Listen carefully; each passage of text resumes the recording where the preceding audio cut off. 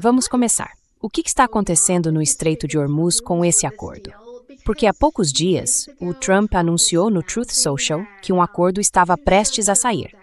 Mas agora estão atacando o Irã de novo, e mesmo assim continuam falando que o acordo ainda vem aí.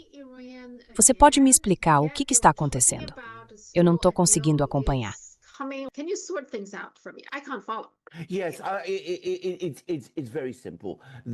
Sim, é bem simples. Os americanos entraram nessa guerra contra o Irã achando que o país ia desmoronar quase de imediato. Netanyahu disse a eles que isso aconteceria, e eles mesmos acreditaram. Então atacaram o Irã logo de cara. Só que o Irã não colapsou.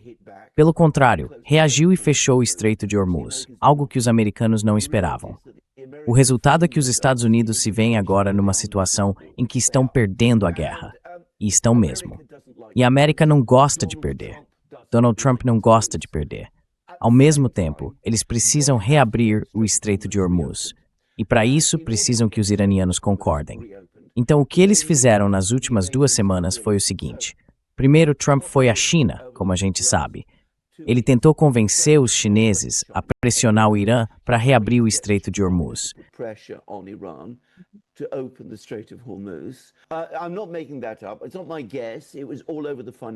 Eu não estou inventando isso. Não é um palpite meu. Saiu em tudo quanto é lugar no Financial Times. Teve um artigo bem detalhado sobre isso no Financial Times. Eles foram até a China. Descobriram que a China, que aliás eu acho que está bem mais irritada com o Trump e com os americanos do que se admite publicamente, não ia pressionar o Irã só para o Trump sair com uma vitória. E a China não está sofrendo as dificuldades econômicas que os americanos achavam que ela sofreria. Acho que os chineses estão bem cientes de todos esses comentários que aparecem na mídia ocidental, dizendo que esse bloqueio ao Irã é, na verdade, um bloqueio à China. E eu não acho que isso deixe os chineses muito dispostos a cooperar em relação ao Irã. Então o Trump sai de mãos abanando. E aí ele é obrigado a retomar as negociações com os iranianos.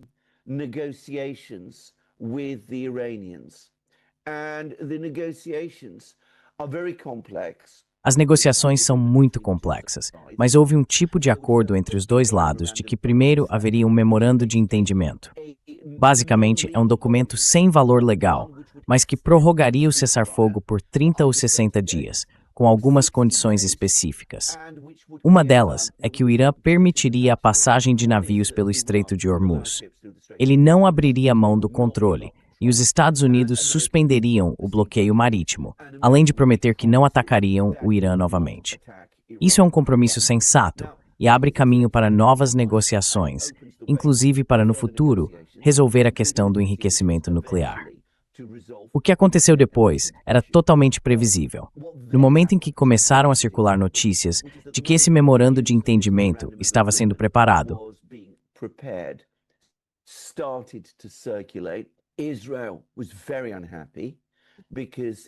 Israel ficou muito insatisfeita porque isso colocava fim à guerra. O governo do Irã continuava lá. O Estreito de Hormuz seguia sob controle iraniano e o Irã mantinha o controle do seu estoque de urânio enriquecido. Então Israel chamou seus aliados, Ted Cruz, Mike Pompeo, John Bolton, Lindsey Graham, todos eles, e começaram a pressionar o Trump.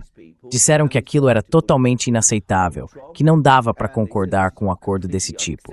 Aí começaram a fazer pressão sobre o Trump, dizendo que do jeito que estava, não dava para aceitar. Então o Trump volta para os iranianos e diz: "Eu quero garantias de que vocês vão entregar todo o estoque de urânio." Isso antes mesmo de começarem negociações sérias. E os iranianos respondem: "Não, não vamos fazer isso." O resultado é que toda a negociação que vinha acontecendo durante o fim de semana basicamente parou.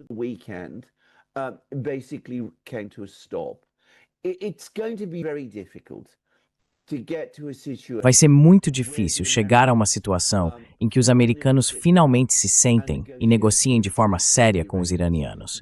Porque, por enquanto, a pressão econômica dentro dos Estados Unidos não é forte o bastante para forçar nem mesmo os setores mais radicais a aceitar que algum tipo de negociação com o Irã precisa acontecer.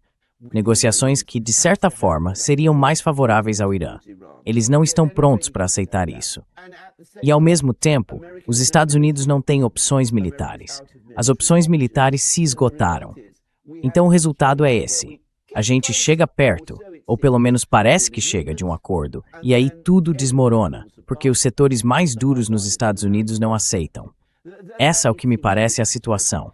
Leva um tempo para entender tudo isso, mas os problemas psicológicos e mentais estão nos Estados Unidos.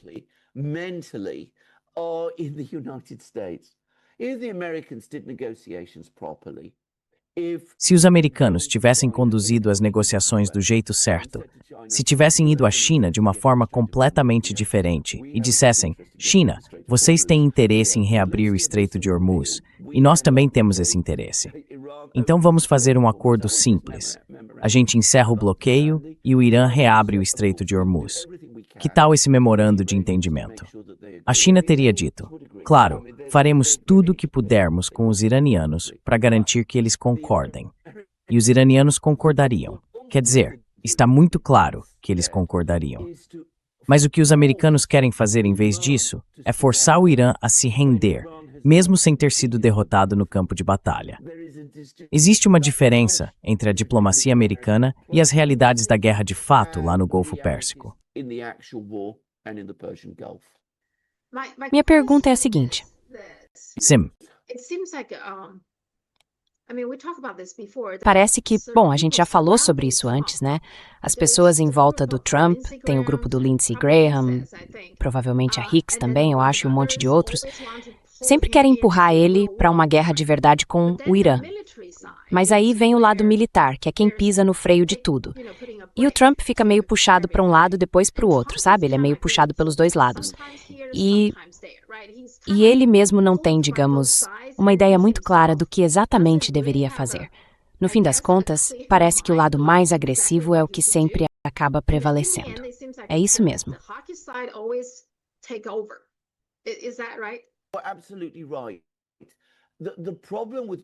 Exatamente. O problema com o Donald Trump é que ele morre de medo de parecer fraco ou um perdedor. E isso torna muito, mas muito difícil para ele tomar uma decisão, mesmo quando é a decisão óbvia e correta.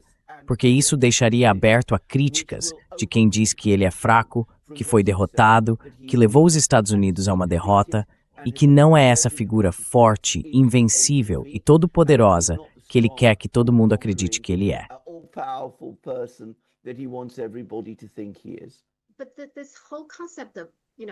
Mas esse conceito todo de, sabe, acabar com o bloqueio do Estreito de Hormuz, por si só eu acho meio confuso, porque do ponto de vista iraniano eles diriam que o Estreito de Hormuz nunca foi fechado.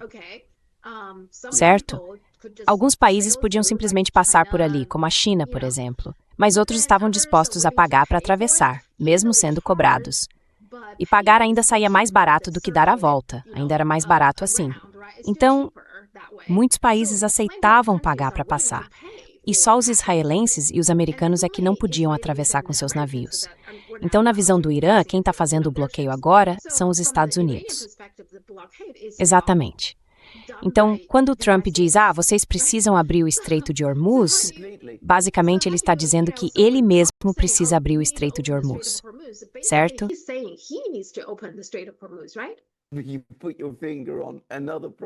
Você tocou em outro problema, o Estreito de Hormuz, porque eles precisam retirar suas forças de lá. Toda essa questão do Irã fazer concessões sobre o Estreito de Hormuz e concordar em reabri-lo é, na verdade, algo que se diz principalmente para facilitar um pouco a vida dos americanos, para que eles possam suspender o próprio bloqueio naval com menos dificuldade. É como se fosse para adoçar a pílula, digamos assim. Isso acontece o tempo todo. Então, o problema fundamental é que todas essas pessoas, Lindsey Graham, Mike Pompeo, Benjamin Netanyahu, que têm se juntado a eles, vêm ligando para o Trump e insistindo para que ele mantenha a posição firme e não faça nenhuma concessão.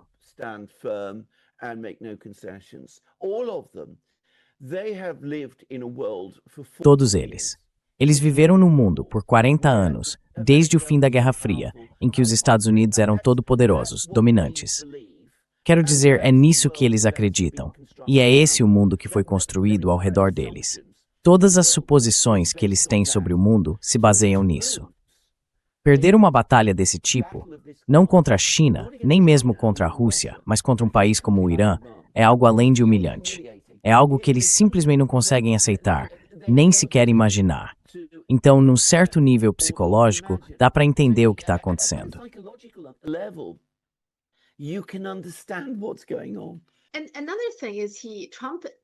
E outra coisa, o Trump está dizendo que é obrigatório ter esse cessar-fogo, ou seja, lá qual for o acordo com o Irã, e que isso seria obrigatório para os países do Golfo, além da Turquia, do Paquistão e do Egito, aceitarem.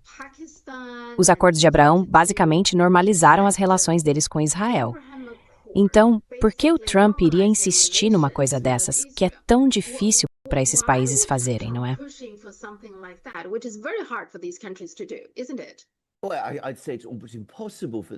Olha, eu diria que é praticamente impossível para esses países fazerem isso.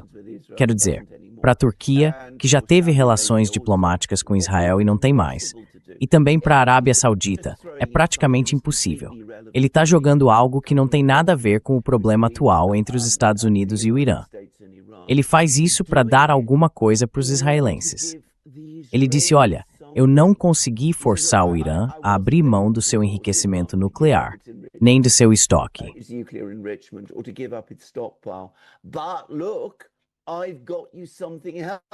Mas olha, eu tenho outra coisa para te dizer. Eu consegui reconhecimento diplomático dos países árabes. Quer dizer, isso é totalmente amador. Mostra um homem desesperado, porque é uma jogada de alguém que perdeu o controle e sabe disso lá no fundo. Perdeu o controle de toda essa situação. Os árabes, os turcos, não vão entrar nessa. O Paquistão, de jeito nenhum, vai embarcar nisso.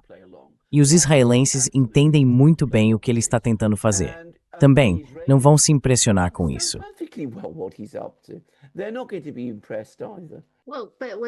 Bom, mas quando ele fez essa exigência que ele disse ser obrigatória e ninguém responde a ele, isso não é mais um constrangimento que ele mesmo causou?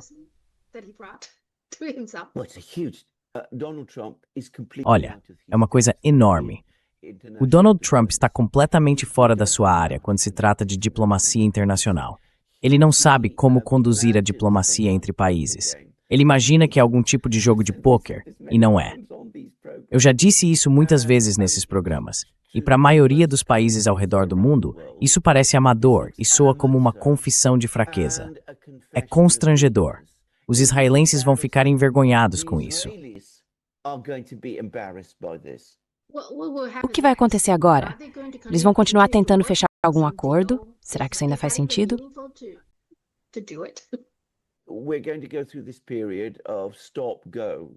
A gente vai passar por um período de vai e vem nas negociações, com ataques ocasionais, e esse problema vai continuar durante todo o verão e vai se estender até o outono. Muita gente está dizendo que em junho, os problemas nos mercados globais de energia vão chegar a um ponto de crise. E aí o Trump vai ser pressionado a tomar uma decisão que ele não quer tomar. Ou ele basicamente cede ao que os iranianos estão exigindo. O que nesse momento, vale lembrar, se houver uma crise nos mercados de energia, coloca o Irã numa posição mais forte, ainda mais forte do que a que tem hoje. Então não é impossível que os iranianos passem a exigir o fechamento de mais bases em todo o Oriente Médio. Algo desse tipo. A outra opção é ele decidir voltar à guerra e ampliar o conflito.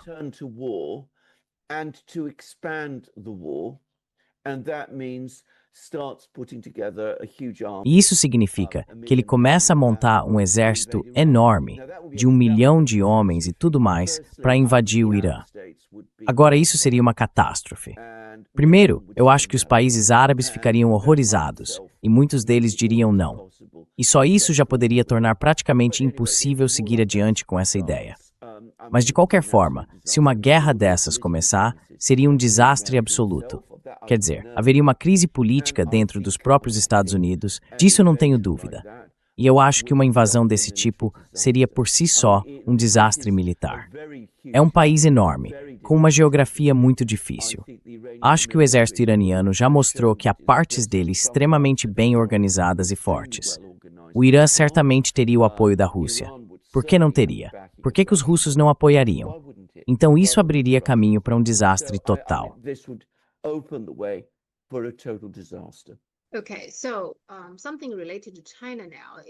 Certo, então, algo relacionado à China agora é que os Estados Unidos anunciaram que vão suspender as vendas de armas para Taiwan. Mas isso não é porque eles querem ser amigáveis com a China ou respeitar a política de uma só China. Não, é porque eles mesmos estão ficando sem estoques, né, de armas e tudo mais. Então, para mim, esse parece ser o principal motivo por trás dessa decisão. Outra questão é o tungstênio. A gente sabe que a China controla parte dos minerais raros e desses materiais estratégicos. E o tungstênio, ao que tudo indica, é um deles. Ele é essencial para fabricar mísseis Tomahawk, Patriot e outros de ataque de precisão. Pelo que parece, o tungstênio está em falta nos Estados Unidos, especialmente para a produção de armamentos. Então, com essas duas coisas acontecendo ao mesmo tempo, o que você acha disso?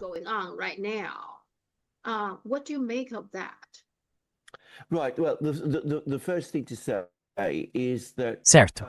Bom, a primeira coisa a dizer é que, como a gente sabe, o Xi Jinping deu ao Trump o alerta mais forte sobre Taiwan que eu já vi, de um líder chinês para um líder americano. Eu acho que os americanos ficaram abalados com esse aviso. Acho que isso realmente os surpreendeu. Eu acompanho a mídia americana e britânica de perto, muito de perto. Estava lendo o Financial Times, que é muito bem informado sobre o que acontece em Washington. E eu acho que eles ficaram profundamente impressionados com a força do alerta que o Xi Jinping fez. Então, quando os americanos dizem que tudo isso tem a ver apenas com a escassez de armas, eu acho que o impacto desse aviso da China, sem dúvida, também teve um papel importante.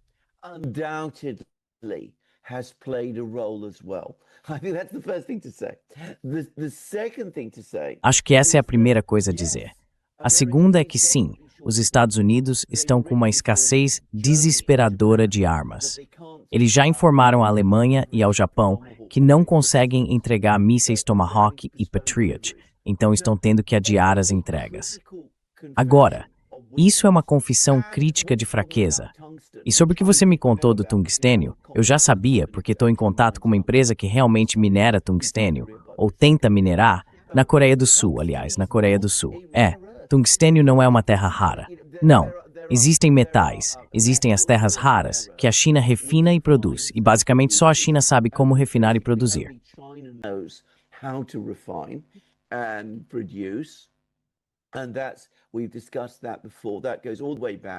A gente já falou sobre isso antes. Isso vem lá dos anos 60, quando a China começou a adotar uma política planejada nesse sentido. Pelo que eu entendo, foi o primeiro-ministro Zhou Enlai quem tomou essa decisão. Então, quer dizer, isso mostra como ele era um homem incrivelmente visionário, só para deixar claro. Agora, o tungstênio já era extraído e produzido na Alemanha e nos Estados Unidos desde o começo do século XX. O fato de os Estados Unidos terem perdido a capacidade de produzir o próprio tungstênio é inacreditável. E isso mostra, mais uma vez, o quanto a base industrial e de mineração americana foi esvaziada ao longo do tempo.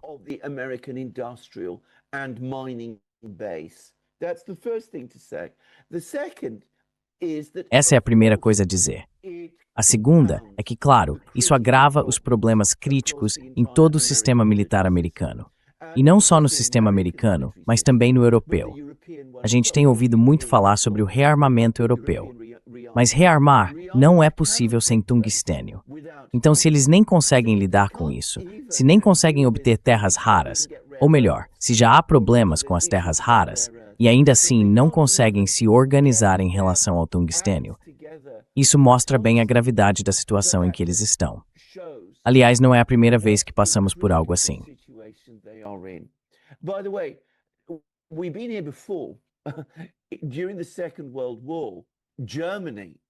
Durante a Segunda Guerra Mundial, a Alemanha chegou muito perto, em 1943, de ficar sem tungstênio. E existe uma história, não sei até que ponto é verdadeira, de que teria havido um tipo de acordo secreto entre a Alemanha e os Estados Unidos, que, claro, estavam em guerra. Mas, enfim, é uma história, pode não ser verdade, de que os americanos teriam vendido tungstênio discretamente para a Alemanha. E, em troca, os alemães teriam fornecido aos americanos várias tecnologias de giroscópios e coisas desse tipo que os Estados Unidos também precisavam. Então é esse tipo de coisa. Mas o fato de os alemães estarem ficando sem tungstênio é absolutamente verdadeiro.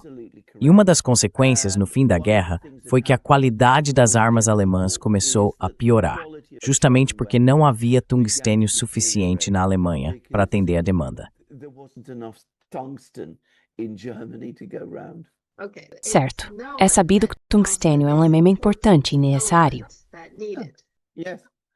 Sim, quer dizer, a Rússia é autossuficiente.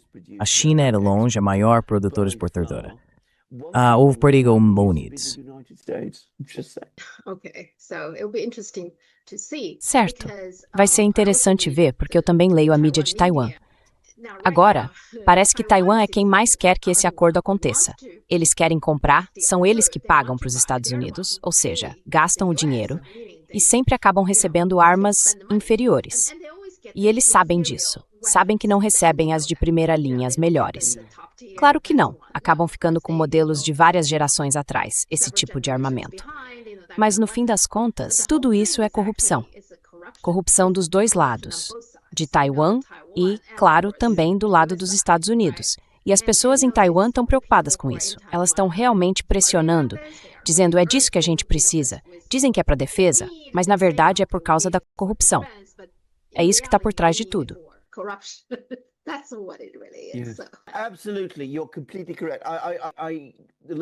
Com certeza, você está completamente certo. Eu aprendi muita coisa sobre o comércio internacional de armas nos anos 90. Basicamente, o que acontece é o seguinte: um país, ou melhor, os fabricantes de armas de um país, concordam em vender armas para outro país. Esse outro país aceita pagar um preço altíssimo por essas armas. O dinheiro vai para os fabricantes, e uma parte volta para o país de origem em forma de propina. Isso acontece o tempo todo. A corrupção nesse comércio internacional de armas é simplesmente absurda. Uma pessoa que participou diretamente de uma série de acordos na época entre o Reino Unido e a Arábia Saudita me disse que o comércio internacional de armas, do jeito que é feito entre os países ocidentais e outros países, era o equivalente no século XX ao tráfico de escravos.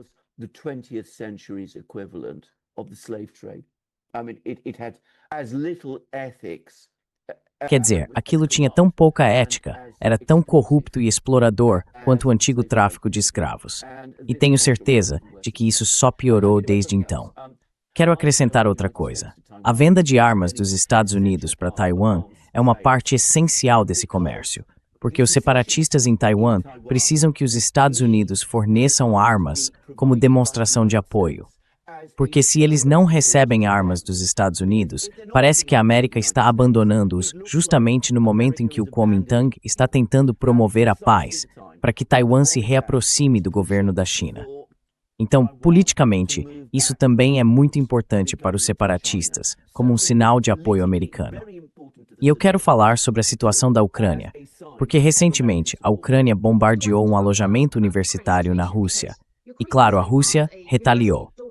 Agora, o objetivo disso tudo é provocar. A Rússia? É por isso que eles fizeram isso?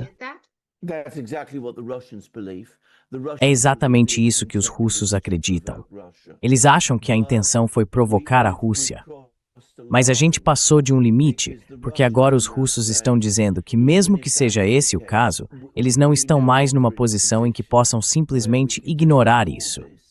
E hoje mesmo eles emitiram um alerta dizendo que vão continuar os ataques a Kiev e estão orientando os diplomatas a deixarem o país. Rubio e Lavrov, eles acabaram de conversar. Sobre o que eles estavam falando. Bom, tenho certeza de que eles estavam falando sobre a Ucrânia e sobre a escalada da situação lá. E eu suspeito também que o Lavrov tenha aproveitado a oportunidade para transmitir aos americanos mais uma vez esse alerta específico dos russos. Acho que o ataque ao dormitório estudantil é difícil expressar o quanto as pessoas na Rússia estão revoltadas com isso. Foi um ataque a um dormitório com 16 drones. Parecia algo incrivelmente assassino. E eu acho isso criou um clima na Rússia de que o russo simplesmente não pode ignorar. Mas a Ucrânia quer provocar a Rússia para que a Rússia escale o conflito. Mas o que eles ganham com isso? Eles acham que a OTAN vai entrar? É isso que eles vêm tentando fazer desde o começo da guerra. Desde o primeiro dia, estão tentando envolver diretamente os Estados Unidos e a OTAN no conflito, porque sabem que essa é a única forma, no fim das contas, de conseguir vencer a Rússia. Olha, eu não vejo muito essa discussão na mídia ocidental, mas nas redes sociais chinesas tem gente falando sobre isso agora. Se a gente olhar o que aconteceu na guerra do Irã, né, o Irã não tinha como bombardear os Unidos de verdade. Então o que ele fez foi atacar os países do Golfo, os países do Conselho de Cooperação do Golfo. No começo, parecia lógico pensar que esses países iam se unir e reagir contra o Irã, mas isso na prática não aconteceu.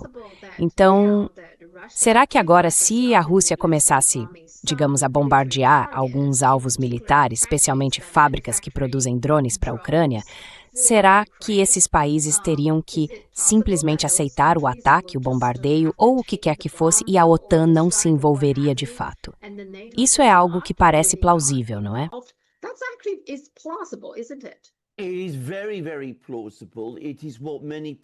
É bem plausível. É o que muita gente acredita, e é o que muita gente na Rússia está dizendo. Até agora, Putin e o governo russo não quiseram fazer isso. E o motivo de não quererem é que eles temem que isso, antes de tudo, amplie a guerra na Ucrânia. E eles não querem que essa guerra se expanda. Os ataques contra a própria Rússia nunca foram graves o bastante para tornar isso necessário. Mas por fim, quer dizer, estamos falando de um continente com armas nucleares. Duas nações europeias, França e Reino Unido, têm armas nucleares.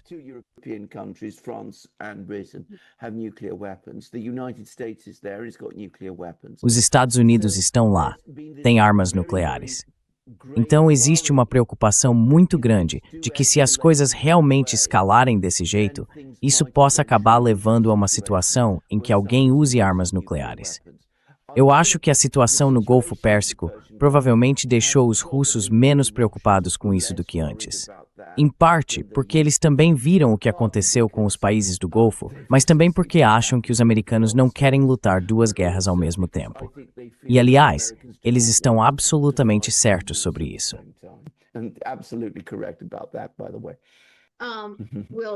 A Ucrânia vai continuar? Digo, até agora eles não conseguiram envolver a OTAN nisso, mas vão continuar, certo?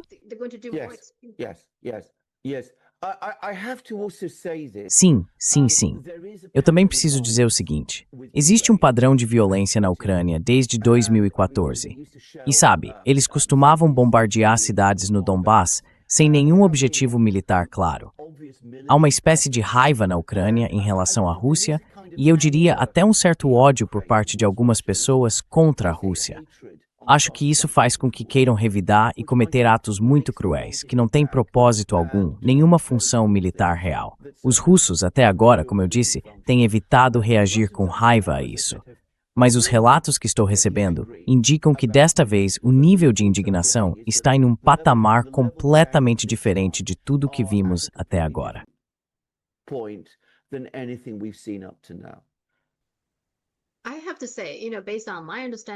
Olha, pelo que eu entendo, acho que o Putin é uma das pessoas mais controladas, sabe? Ele deve estar sob muita pressão dentro da Rússia, deve haver gente muito mais linha dura do que ele. Ele tem sido aquele que mantém a cabeça fria, tranquilo, que controla as emoções, eu diria, mais do que provavelmente outros líderes russos. Você não acha?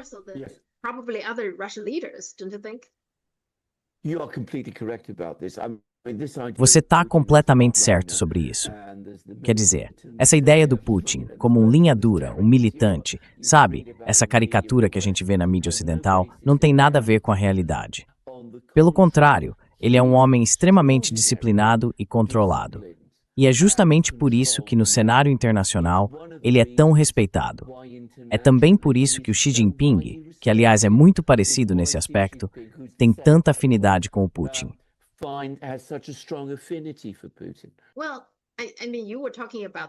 Bom, quer dizer, você estava falando das palavras fortes que o Xi Jinping usou quando se encontrou com o Trump para falar sobre Taiwan. Eu acho que, pela interpretação da mídia chinesa, ele também está sendo levado ao limite, ficando cada vez mais impaciente. Mas eu também acho que ele faz parte daquele grupo de pessoas muito pacientes, controladas, disciplinadas. Lembra que a gente conversou com o Sr. Bao, né? Ele dizia que, se dependesse do público, Taiwan já teria sido retomada, tipo ontem mesmo, né? Então o Xi Jinping também é uma pessoa muito controlada e disciplinada, certo?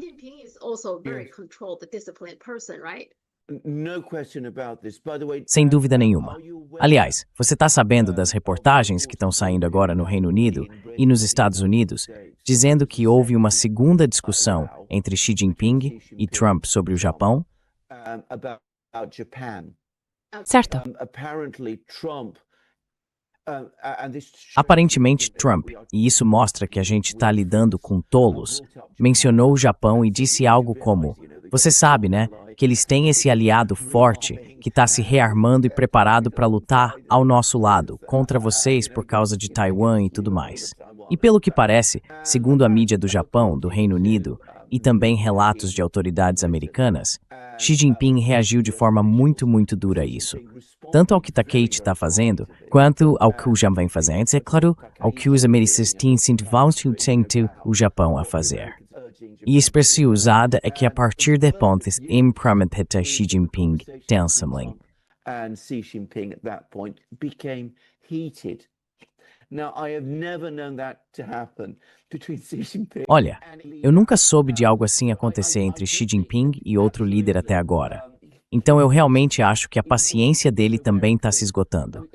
Xi Jinping é um homem extremamente controlado, um homem de uma autodisciplina impressionante. Ele é muito educado, o que não quer dizer que seja fraco, mas é de fato um homem muito educado. Não é alguém que faz questão de humilhar os outros. Ele é, por natureza, uma pessoa cortês. E isso não tem a ver, sabe, com as tradições chinesas de cortesia, que certamente existem. É algo dele mesmo. Então, levá-lo a um ponto em que ele começa a reagir de forma mais exaltada, como esses relatos indicam, isso deveria ser visto como um grande sinal de alerta. That ought to be a major warning signal. Olha, o que eu posso te dizer é o seguinte: ele pode ter paciência com Taiwan, porque, afinal de contas, Taiwan faz parte da China. As pessoas que vivem em Taiwan são chinesas. Com o Japão, a situação é bem diferente. Eu não acho que ele consiga ir muito longe sem reagir contra o Japão, se o Japão estiver sendo agressivo demais ou provocando as coisas. Acho que a pressão interna seria simplesmente grande demais para ele. Mesmo que ele queira recuar ou tentar controlar a situação, às vezes, acho que com o Japão isso não vai ser tão fácil assim. I mean, the Americans are. Quer dizer, os americanos estão brincando com fogo. Eles estão mexendo com forças que simplesmente não entendem, e não entendem mesmo. É incrível que não entendam, mas não entendem como os chineses se sentem em relação ao Japão. Porque os americanos nunca falam sobre a guerra entre a China e o Japão. Sinceramente, duvido que o Trump saiba disso. E os americanos acham que estão sendo espertos, mas na verdade estão sendo incrivelmente tolos e muito irresponsáveis. They're being incredibly stupid and very reckless. Olha, eu só digo o seguinte: foram os Estados Unidos que lançaram as 2 bombas atômicas sobre o Japão. Eu acho que os americanos não veem isso como algo tão grave, mas é sim. Eles não deveriam esquecer disso. Estão brincando com fogo de várias maneiras. Enfim, tem mais uma coisa. A Huawei conseguiu alguns avanços na fabricação de chips, usando um método diferente. Então, aquelas máquinas de litografia de ponta não são tão necessárias para essa nova tecnologia da Huawei. Eles estão usando o que chamam de tecnologia de escalonamento TAO, que é bem diferente da chamada Lei de Moore e tudo mais. Mas, de qualquer forma, esse também é um grande assunto na China.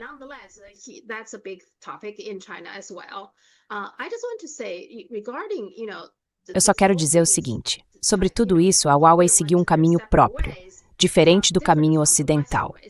E isso aconteceu por causa da guerra comercial, da guerra dos chips. enfim, toda essa guerra que acabou empurrando a Huawei. Eles precisaram encontrar uma alternativa. E parece que estão conseguindo, né? E isso é bem típico. É o jeito dos Estados Unidos de se prejudicar sozinhos. Eles criam regras, estabelecem normas, mas acabam quebrando, distorcendo ou abusando delas a tal ponto que as pessoas são obrigadas a buscar outras opções. Então, mais uma vez, não funciona. As sanções ou o que quer que seja.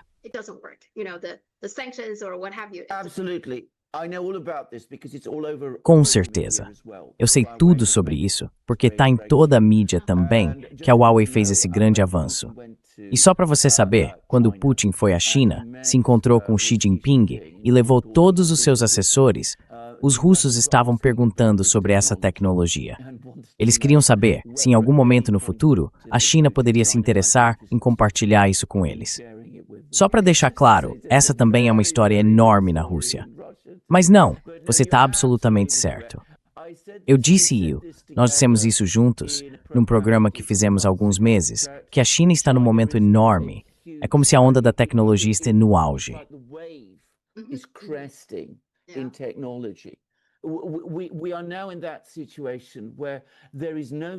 Agora, a gente está numa situação em que não existe mais nenhum desafio tecnológico que você possa jogar na China e que ela não consiga superar. E você está completamente certo. Isso é algo que os americanos ainda não entenderam de verdade. A equipe da NVIDIA, junto com o CEO da empresa, foi com o Trump tentar mais uma vez convencer os chineses a comprar os chips deles. E os chineses disseram, não, nós já estamos muito além de vocês. E, de novo, os americanos saíram de lá confusos, sem entender o que estava acontecendo. Porque, deixando de lado a perda da supremacia industrial e militar dos Estados Unidos, perder a supremacia tecnológica é algo que nunca tinha acontecido antes.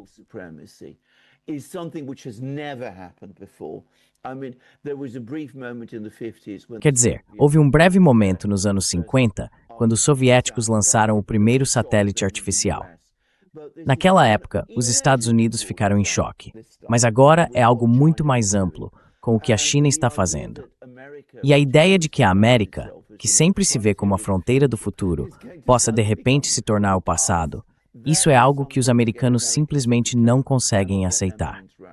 Eu tenho lido bastante sobre isso, porque me interesso por esses assuntos, e vejo gente dizendo que os americanos estão entendendo tudo errado, que eles acham que só existe uma única forma de produzir chips avançados.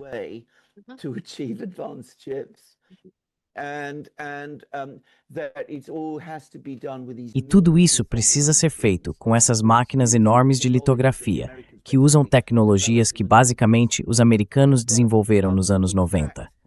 Mas, na verdade, existem vários outros caminhos possíveis aqui. E os americanos se prenderam, como a IBM fez, sabe, com os mainframes.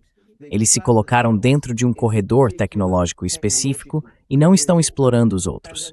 Já a China está. E olha, eu também entendo que as pessoas na China, os engenheiros de lá, são muito mais jovens do que os americanos. E por isso são muito mais empreendedores e flexíveis do que os engenheiros americanos se tornaram.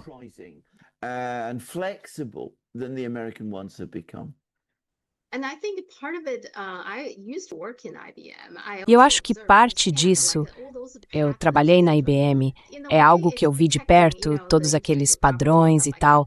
De certa forma, é uma maneira de proteger a propriedade intelectual e coisas do tipo, mas às vezes isso acaba sendo contraproducente, porque enquanto a IBM tem essas patentes, ninguém mais pode ter. E a IBM não faz nada com elas. Muitas vezes eles compram a patente só para suprimir, porque ela compete com os produtos que já tem. Então eles simplesmente compram a patente. Tem milhões de patentes paradas lá e nada acontece com elas. Isso para mim é algo invertido, entende? Acaba travando o desenvolvimento, né? Pois é.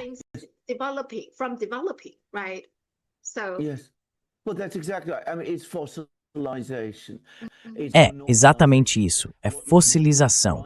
É monopolização. O que você está descrevendo é uma forma de corrupção. Eu sempre tento explicar para as pessoas que para corrupção ser um crime, as pessoas imaginam que corrupção por si só é um crime. Corrupção não é um crime, é uma mentalidade, é uma prática.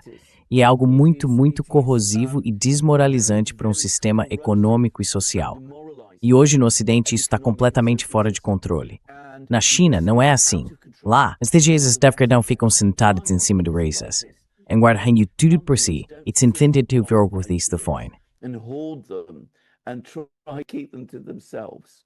They have a wide sense that this is something that Eles têm uma noção mais ampla de que isso é algo que faz parte de toda a sociedade, de toda a nação, da qual eles querem fazer parte e da qual já fazem parte. Então, uma empresa como a Huawei não vai simplesmente guardar a tecnologia para si, nem vai se preocupar se alguém em outra região da China avançar com ela, porque o que eles querem é que a China tenha sucesso. E eles entendem que quando a China prospera, a Huawei prospera junto. É uma forma de pensar completamente diferente. so does Huawei. So it's a different way of thinking completely. É, digamos, o lado do comunista da China, por assim dizer. Well, it's the communist side of China, but it's also the patriotic one. É o lado comunista da China, mas também é o lado patriótico. Isso é algo que eu percebi. Claro, eu só leio a mídia chinesa em inglês, mas dá para ver como falam sobre a nação chinesa, sobre o renascimento de todo o país que está acontecendo. E eu acho que esse é muito o espírito do país neste momento. A China como um todo está avançando, está crescendo, e ainda segue numa trajetória de ascensão que basicamente começou em 1949 e continua até hoje. Meu pai, aliás, que foi à China, sempre voltava e me dizia: olha, todas essas pessoas que dizem que a China é um país capitalista ao estilo americano, com o Partido Comunista no topo, estão completamente erradas. Isso não é a China, de jeito nenhum. Elas entenderam tudo errado, e eu acho que ele estava absolutamente certo. De certa forma, ele era um homem muito perspicaz. E ele amava a China, aliás.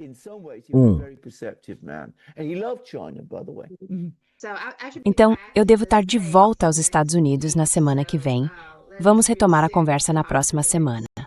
Tá bom? Muito obrigado. Tchau, tchau. Bye.